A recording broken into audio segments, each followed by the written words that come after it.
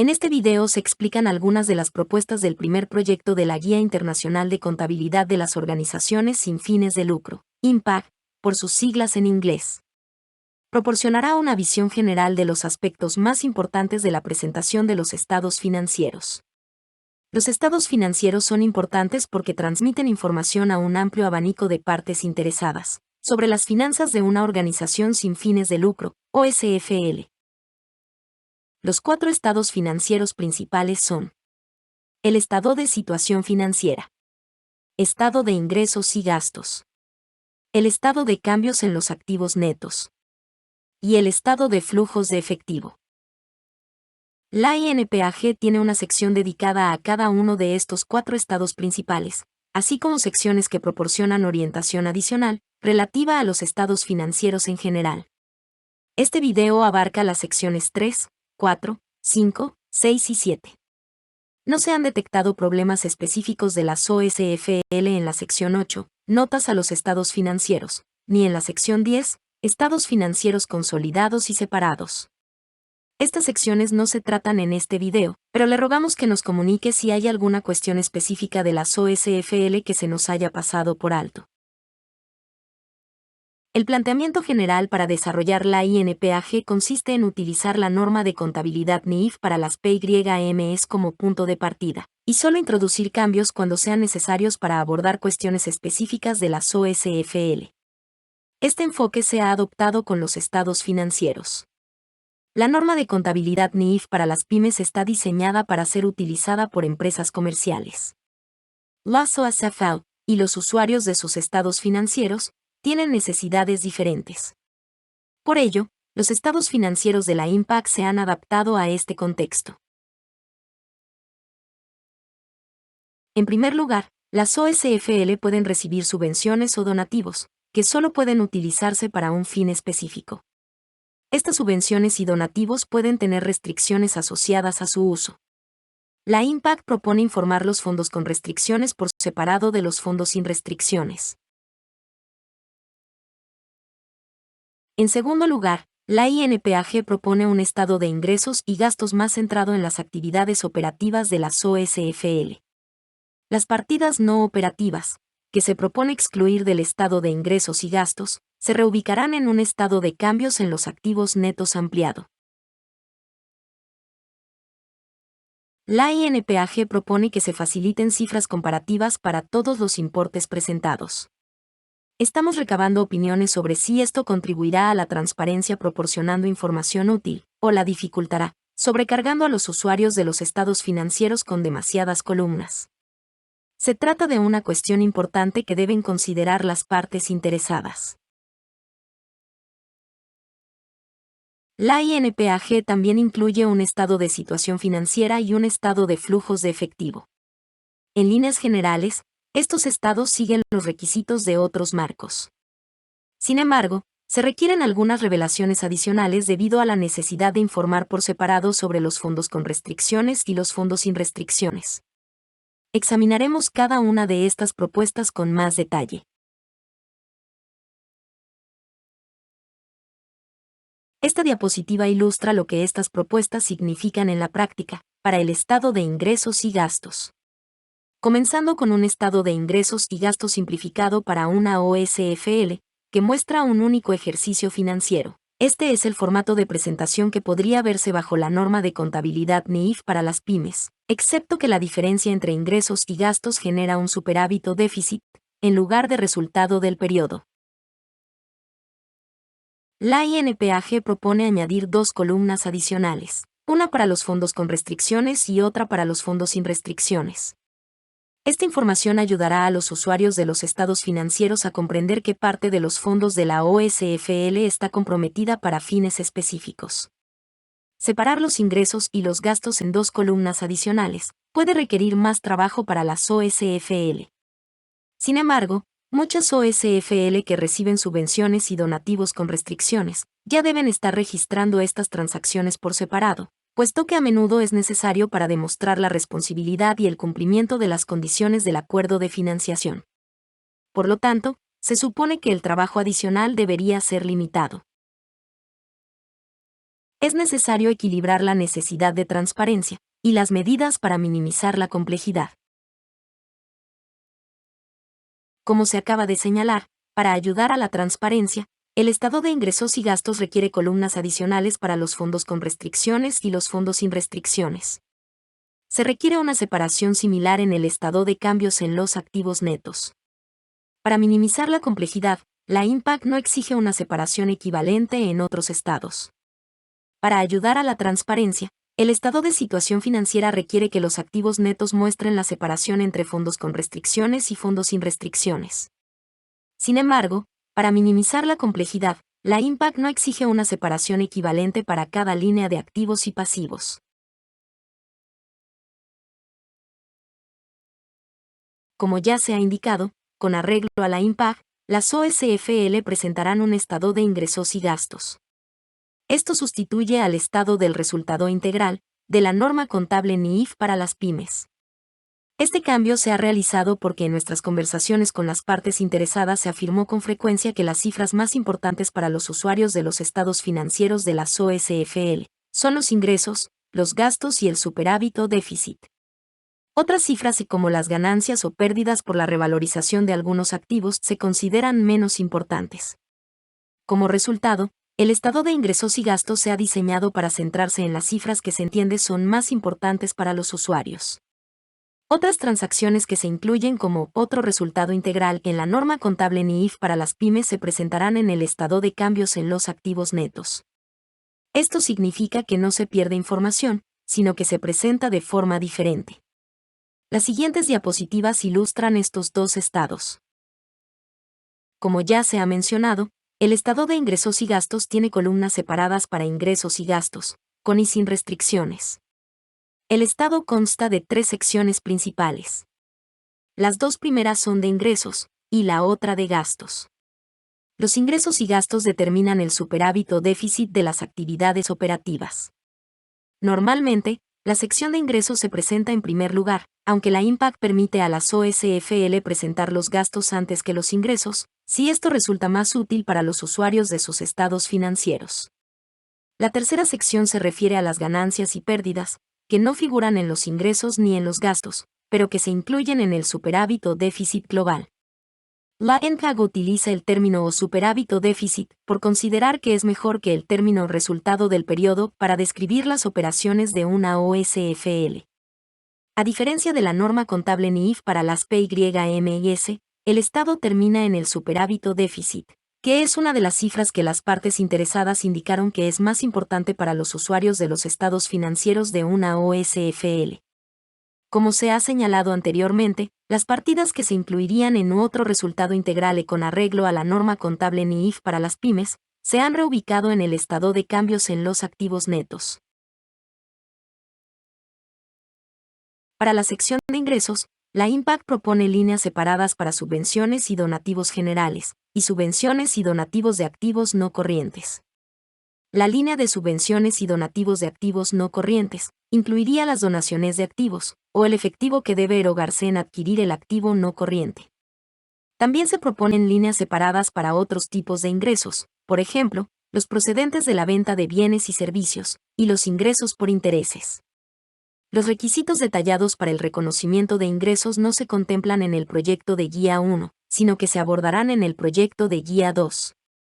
Por consiguiente, es posible que se produzcan algunos cambios en la revelación de los ingresos cuando este trabajo haya finalizado. La sección de gastos proporcionará un análisis de los principales gastos de una OSFL. Las propuestas para este análisis se están elaborando para el proyecto de Guía 3.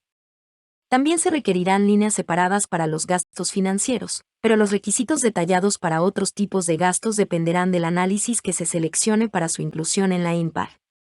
Las secciones de ingresos y gastos se compensan para mostrar el superávit o déficit de las actividades operativas, es decir, las operaciones diarias de la OSFL. La última sección del estado de ingresos y gastos muestra las ganancias y pérdidas que deben incluirse en el superávit o déficit, pero que no forman parte de las operaciones cotidianas de la OSFL. La mayoría de las ganancias o pérdidas presentadas en esta sección proceden de secciones de la norma de contabilidad NIIF para las pymes que se están incorporando a la INPAG sin ninguna modificación, en esta fase del desarrollo de la guía. Es posible que en el futuro se requiera un tratamiento diferente de algunas de estas ganancias o pérdidas.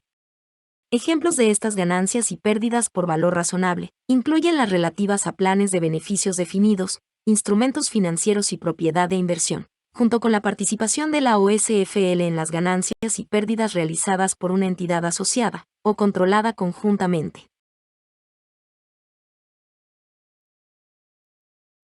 Para el estado de cambios en los activos netos, la INPAG exige que los fondos con restricciones y los fondos sin restricciones se presenten por separado. Para algunas OSFL, pueden ser necesarias columnas adicionales. Estas columnas serán necesarias si una OSFL posee patrimonio o participación no controladora en otras entidades. No se espera que ninguna de estas situaciones sea común para las OSFL, por lo que la mayoría de ellas no necesitará presentar estas columnas. Este estado difiere de su equivalente en la norma de contabilidad NIIF para las pymes. Esto se debe a que el estado de cambios en los activos netos incluye partidas que, según la norma de contabilidad NIIF para pymes, habrían formado parte de otro resultado integral y, por tanto, de un estado financiero diferente. El punto de partida del estado de cambios en los activos netos es la cifra de superávit o déficit, que procede del estado de ingresos y gastos. Esta cifra ya está dividida entre el superávit o déficit de los fondos con y sin restricciones.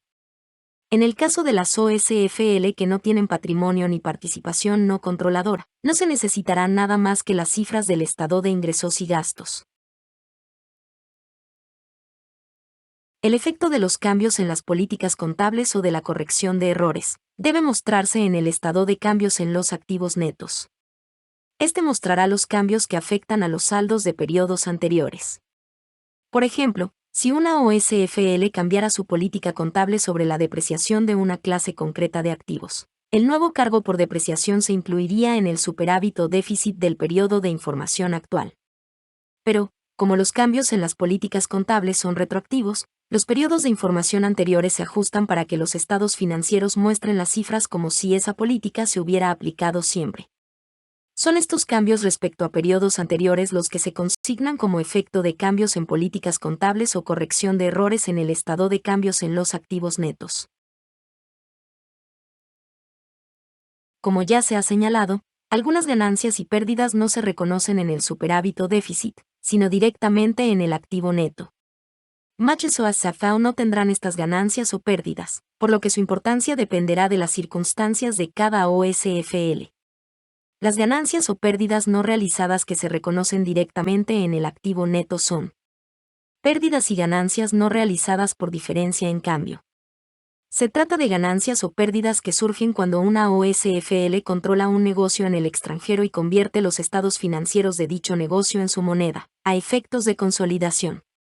Ganancias y pérdidas no realizadas relativas a los beneficios a los empleados. Algunos beneficios a los empleados implican el reconocimiento de ganancias y pérdidas no realizadas basadas en las valoraciones actuariales de activos y pasivos. Esto ocurre sobre todo cuando la OSFL tiene un régimen de pensiones de beneficios definidos, lo cual es cada vez menos frecuente. Ganancias o pérdidas no realizadas de coberturas. Los acuerdos de cobertura se valoran al valor razonable, lo que puede dar lugar a pérdidas o ganancias no realizadas. Es posible que algunas OSFL lleven a cabo acuerdos de cobertura. Ganancias o pérdidas no realizadas de propiedades. Cuando una OSFL valora sus propiedades, planta y equipo a su valor razonable en lugar de a su costo histórico, pueden surgir ganancias o pérdidas no realizadas si la valoración de los activos fluctúa. Estas ganancias o pérdidas se consignan en un superávit por revaluación. Cuando una OSFL no tiene ninguno de estos tipos de ganancias y pérdidas no realizadas, puede omitirse esta sección del estado. La INPAG exige que se subtotalicen el superávit o déficit del estado de ingresos y gastos, el efecto de los errores o cambios en las políticas contables y las ganancias y pérdidas no realizadas. Esto se denomina resultado total, que equivale al resultado integral total en la norma contable NIIF para las pymes. Por debajo de los ingresos totales, las OSFL deberán declarar las transferencias efectuadas, entre fondos con restricciones y fondos sin restricciones. Por ejemplo, un importe puede transferirse de fondos con restricciones a fondos sin restricciones, porque la OSFL ha cumplido todas las condiciones del acuerdo de financiación, y dicho acuerdo permite a la OSFL retener los fondos no utilizados, para su propio uso. Deberán facilitarse los detalles de las transferencias. Por último, para el número limitado de OSFL que disponen de patrimonio, cualquier movimiento en el patrimonio, por ejemplo, el valor nominal de las acciones emitidas a los miembros fundadores, debe presentarse en una línea separada. Como hemos visto, la INPAG exige columnas adicionales tanto en el estado de ingresos y gastos, como en el estado de cambios en los activos netos. La INPAG exige que se presenten cifras comparativas para todos estos importes. Esto es coherente con los requisitos de otras normas internacionales de información financiera. Algunas partes interesadas temen que esto resulte demasiado complejo para muchos usuarios de los estados financieros. Por lo tanto, estamos recabando opiniones sobre qué información comparativa debería incluirse. Por ejemplo, ¿deben presentarse cifras comparativas en los estados financieros principales y en las notas a los estados? ¿O deberían incluirse cifras comparativas únicamente en las notas, limitándose la información comparativa de los estados a las cifras totales? ¿O la información comparativa debe incluir solo totales, tanto en los estados financieros como en las notas? Se trata de un área que se revisará a medida que se desarrollen otras secciones de la INPAG, así como en respuesta a los comentarios sobre esta cuestión. El estado de situación financiera, especificado por la INPAG, sigue un balance general tradicional. El análisis de los activos netos debe dividirse entre el saldo agregado de los fondos con restricciones y el saldo agregado de los fondos sin restricciones. Si una OSFL posee patrimonio y barra diagonal o participación no controladora, estos deberán indicarse por separado.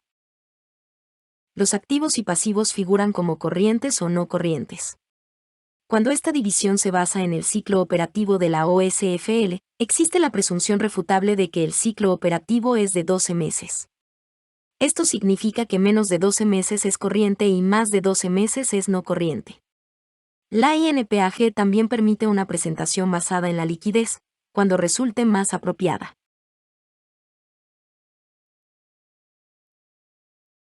Pasando al estado de flujos de efectivo, la INPAG permite que la sección de actividades operativas se prepare utilizando el método directo o indirecto. Esto es coherente con lo permitido en las NIF. La INPAG incluye propuestas para la revelación de información adicional.